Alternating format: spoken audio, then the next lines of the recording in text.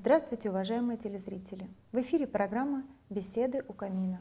Сегодня мы поговорим о главном препятствии на пути к достижению подлинного успеха и счастья, о том, что мешает нам жить в победе и порой ломает наши жизни. Мы поговорим о страхе.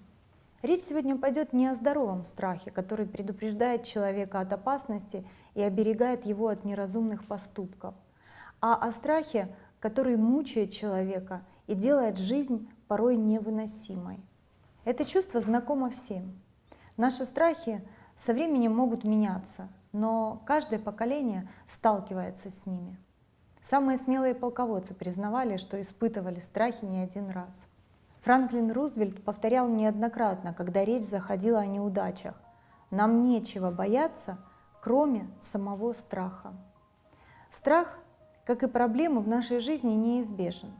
Страх искушает нас отказаться от самых заветных желаний. Страх отговаривает нас от великих целей. Однако важно понимать, что страх можно преодолеть. Имен у страха тысячи. Кто-то боится высоких этажей, кто-то страшится воды, финансовых проблем, старения или одиночества. 9 из 10 боятся выступать перед публикой, а многие приходят в ужас при мысли о высоте. Что же это? Реальность или обман? Есть ли действительно основания для страха? Прежде всего, необходимо понять, что все мучающие человека фобии или страхи – это обман. Исследование, проведенное учеными, выявило, что 60% наших страхов беспочвенны. Ничто из того, что мы боимся, не может случиться.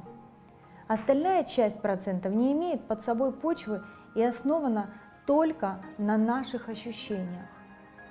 Необходимо всегда помнить, что страх и фобии – это неестественные реакции для человека.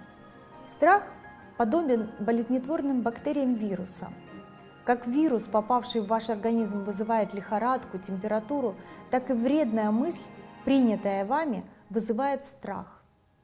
При температуре и лихорадке человек не пытается скрыть свое заболевание, а напротив обращается к врачу, чтобы победить вирус и жить дальше здоровой, счастливой жизнью. Так и при появлении мучающих страхов необходимо убить вредные убеждения в вашем разуме, чтобы восстановить нормальный образ жизни и вернуться к естественным реакциям на различные ситуации, которые ранее вызывали панику и дискомфорт. Причина в том, что в мозг человека попадает вредная мысль или информация, с которой человек соглашается и принимает ее сам, не замечая того. В результате этого мозг начинает без вашего согласия запускать режим самосохранения, и появляются симптомы страха. Это сердцебиение, одышка, мокрые ладони и потеря контроля над своими эмоциями. Если позволить страху управлять нашей жизнью, он превратится в непреодолимую преграду и остановит всякий прогресс. Что же делать? Справляться со страхами можно разными способами, но единственный действенный метод – это посмотреть прямо на эту проблему и осознать, что решить ее можно довольно просто. Главное – не закрываться в себе и не убегать от проблемы, а понять, что это не реальные угрозы и не естественные реакции. Примите решение с этим разобраться. У вас всегда есть выбор. Вы можете лелеять свои страхи или же победить их. Страх и вера сопровождают нас почти каждое мгновение жизни, а наша жизнь определяется теми эмоциями, которые доминируют в ней. Ваша жизненная позиция зависит от вашего отношения к страху. Не позвольте страху поселиться в вашей жизни. Удачи вам!